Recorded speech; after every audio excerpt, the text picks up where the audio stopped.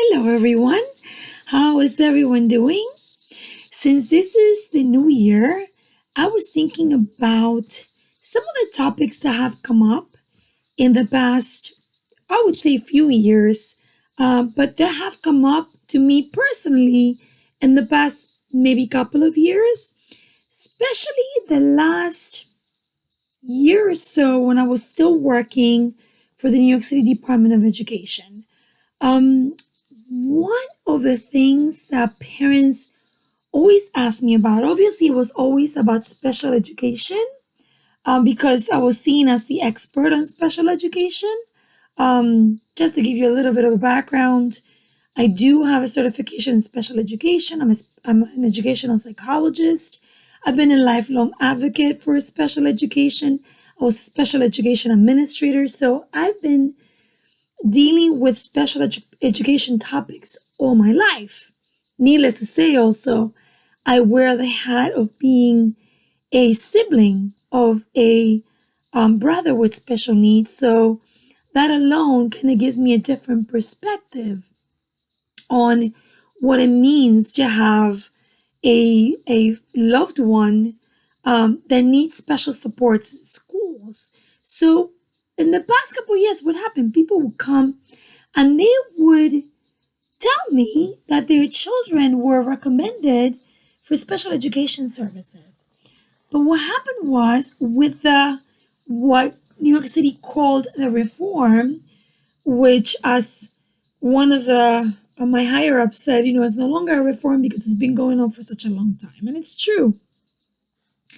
It's been the law of the land everywhere, but particularly in New York City for about, I would say, 5 years now, 5, 6 years. It's been rolled out in phases, but now it's basically full blown. And what does the reform mean? So basically what it is it tries, so at face value, the reform sounds great. So what it does is it tries to educate children with IEPs, children with special needs, as much as possible with their what they call normally developing peers, which I can object to the characterization, but that's what they say. So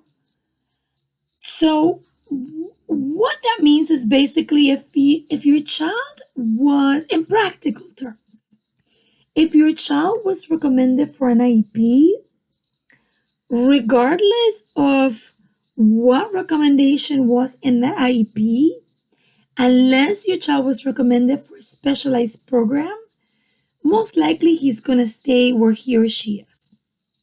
So what's the point of an IEP? Parents would tell me. And so here is where the problem lies. And so going back to the beginning of the new year, I've developed ways of dealing with this issue. And when I was working for the DOE, there was a limited amount of things that I could do to help you because I was working with them, so I couldn't go against them. However, now I'm no longer working with the Department of Education, which means that I can tell you a lot more things that I wasn't able to tell you before. So I guess I'm doing this little video here to ask people out there which should be interested in a training series. You can sign up for them. I could send them to you via email or we could form a new group. But they will be entirely free. I just want to be able to spread the word to, first of all, explain to people what happens once your child does get an IEP. In my YouTube channel, we talked about the IEP process, the special education process, but there's a lot more that goes into that with the reform, especially if you live in New York City, but this also applies everywhere else in the United States. So if you're interested, let me know. And I will be working on developing this series. And it will be entirely free, so you don't have to worry there. Okay, I hope to hear from you soon. Happy New Year. Bye.